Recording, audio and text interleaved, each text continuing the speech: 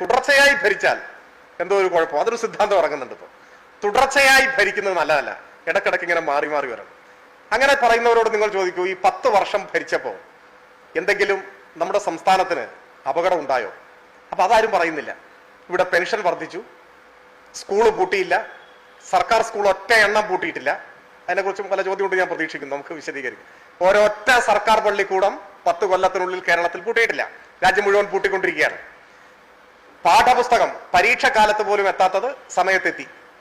ഇന്ത്യയിൽ മിക്കവാറും ഇടത്ത് PSC നിയമനങ്ങൾ മരവിപ്പിച്ചപ്പോൾ കേരളത്തിൽ 3 ലക്ഷം പേർക്ക് PSC നിയമനം കൊടുത്തു. വീട്ടമ്മമാരുടെ സ്ത്രീ സുരക്ഷാ പെൻഷൻ പദ്ധതി ആരംഭിച്ചു. ചെറുപ്പക്കാരുടെ പ്രതിമാസ സ്റ്റൈപ്പൻഡ് കേരളത്തിൽ തുടങ്ങി. 5 ലക്ഷത്തിൽ പരം ആളുകൾക്ക് വീട് നൽകി. അത്ര തന്നെ ആളുകൾക്ക് പട്ടയം കൊടുത്തു. ദേശീയപാത വികസനം, ഗെയിൽ വാതക pipe line, phone, Kochi Edamon power highway, ഇന്ത്യയിലെ ആദ്യത്തെ വാട്ടർ മെട്രോ, ഇന്ത്യയിലെ ആദ്യത്തെ ഡിജിറ്റൽ യൂണിവേഴ്സിറ്റി, കേരളത്തിലെ ആദ്യത്തെ ഓപ്പൺ യൂണിവേഴ്സിറ്റി, കേരളത്തിലെ ആദ്യത്തെ അഡ്വാൻസ്ഡ് വൈറോളജി ഇൻസ്റ്റിറ്റ്യൂട്ട് എന്നു വേണ്ട വൻകിട ബൃഹത് പദ്ധതികൾ, വൻകിട പദ്ധതികൾ, ഒപ്പം സാധാരണക്കാരുടെ ജീവിതത്തിൽ ആശ്വാസമേകുന്ന ക്ഷേമ പദ്ധതികൾ, ഇതെല്ലാമാണ് വന്നത്. അപ്പൊ ഇതിനാർക്കും അഭിപ്രായ വ്യത്യാസമില്ല. അവർ പറയുന്ന ഭരണമൊന്നും കുഴപ്പമില്ല, നല്ല ഭരണമാണ്.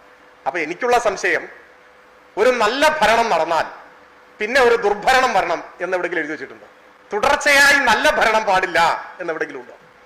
തുടർച്ചയായി നല്ല ഭരണമാണെങ്കിൽ അത് നല്ല കാര്യമല്ലേ? ഒരു നല്ല ഭരണം കഴിഞ്ഞാൽ ഒരു ദുർഭരണം, പിന്നെ ഒരു സദ്ഭരണം, പിന്നെ ഒരു ദുർഭരണം, അങ്ങനെ ഉണ്ടോ? അങ്ങനെയൊന്നും വേണമെന്ന് ജനാധിപത്യത്തിൽ വാശി പിടിക്കണ്ട. എല്ലായ്പ്പോഴും സദ്ഭരണമാവട്ടെ.